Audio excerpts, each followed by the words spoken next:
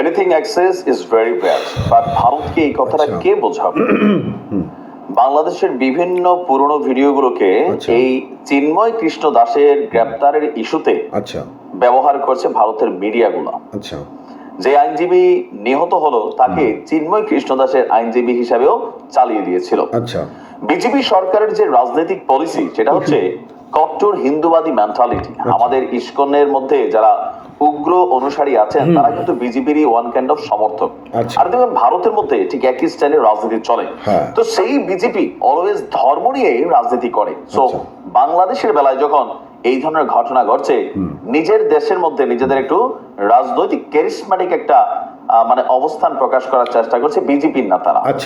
দর্শক, সম্মিলিত যেই সনাতনী জাগরণ মঞ্চের মুখপাত্র আপনার চিন্ময় কৃষ্ণ ব্রহ্মচারী, তাকে আজকে মুক্তি না দিলে একটা কর্মসূচি ঘোষণা করেছিল, আর সেই কর্মসূচির প্রথম ধাপ আজকে তারা কমপ্লিট করেছে। পার্ট 2 হচ্ছে সীমান্তের দিকে। আবার পার্ট 1 কি ছিল? পশ্চিমবঙ্গ প্রদেশের রাজধানী কলকাতায় তারা বিক্ষোভ করেছেন। আর বিক্ষোভটা কোথায় হয়েছে? আপনার প্রদেশের বিরোধী রাজনৈতিক দল ভারতীয় জনতা পার্টির নেতা এবং রাজ্যসভার বিরোধী নেতা শুভেন্দু অধিকারীর নেতৃত্বে দলটির নেতাকর্মীরা আজকে কলকাতায় বাংলাদেশের যে উপ হাই কমিশনারের যে অফিস আছে সেই অফিসের সামনেই তারা আপনার এই বিক্ষোভ করেছেন। টাইমস অফ ইন্ডিয়া বলছে ইসকন বাংলাদেশের পুরোহিত চিন্ময় কৃষ্ণ দাসকে গ্রেপ্তারের প্রতিবাদে কলকাতায় এই বিক্ষোভ আয়োজন করা হয়েছে। এই সময় প্ল্যাকার্ড হাতে বিভিন্ন ধরনের স্লোগান দিয়ে বিজেপির নেতাকর্মীরা উপ হাই কমিশন অভিমুখে মিছিল করেন। বিজেপির নেতা অগ্নিমিত্র পাল বলছেন, আমাদের 8 জন বিধায়ক বাংলাদেশ হাই কমিশনের ভেতরে যাওয়ার অনুমতি পেয়েছেন। শুভেন্দু অধিকারী সহ আমাদের সীমান্ত এলাকার বিধায়করা হাই কমিশনে ঢুকবেন এবং বাকিরা বাইরে অবস্থান করবেন।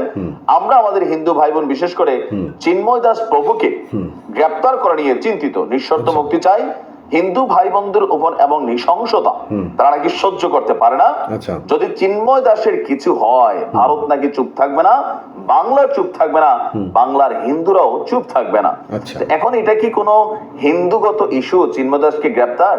নেভার। এটা হচ্ছে কি, আমরা যদি মনে করি বা স্পষ্টত দলিলিক আকারে দেখি, এটা হচ্ছে তার বিরুদ্ধে রাষ্ট্রদ্রোহিতার মামলা হয়েছে, বিভিন্ন ধরনের উস্কানিমূলক বক্তব্য, এগুলোর কারণে তাকে গ্রেপ্তার করা হয়েছে। কিন্তু ভারত সরকার এই বিষয়টাকে টোটালি, বা বাংলাদেশে অনেক লিডাররা আছেন তারা কিন্তু এটাকে একটা ধর্মীয় ইস্যুতে কনভার্ট করার চেষ্টা করছে। আজকে দেখেন বাংলাদেশের সম্মিলিত হিন্দু খ্রিস্টান ঐক্যজোট যারা আছেন তারাও কিন্তু সাইফুল ইসলাম আলিফের হত্যার বিচার দাবি করেছেন। এবার দ্বিতীয় ধাপে তারা কি করবে? এবার তারা বলছে যে যদি চিন্ময় কৃষ্ণকে মুক্তি দেওয়া না হয় তাহলে তারা সীমান্ত অবরোধ করবে। কোন সীমান্ত? আমাদের দেখি পেট্রোপোল সীমান্ত। এবার এই সীমান্ত অবরোধের হুমকি দিয়েছে।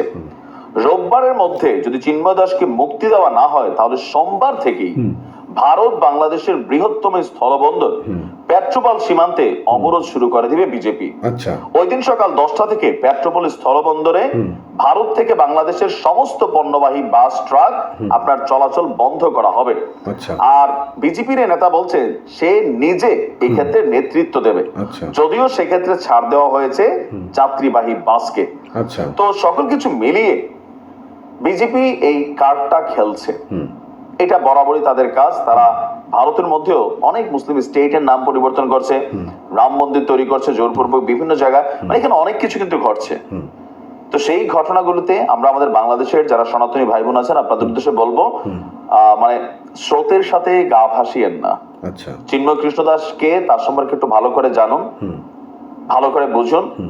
আপনাদের ধর্মের অনেক মানুষ তার সম্পর্কে কি বলছে মিডিয়া প্ল্যাটফর্মে দেখুন, তারপরে আপনারা সিদ্ধান্ত নিন যে বিষয়টা আসলে কি। এটা কিন্তু কোনো ধর্মীয় ইস্যু না। ভালো থাকবেন। আসসালামু আলাইকুম।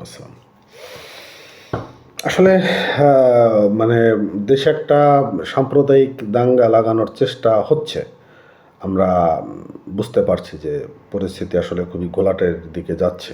এখন কি হবে জানি না, আগামী দিন বাংলাদেশের পরিস্থিতি কেমন হবে স্রষ্টাই জানে।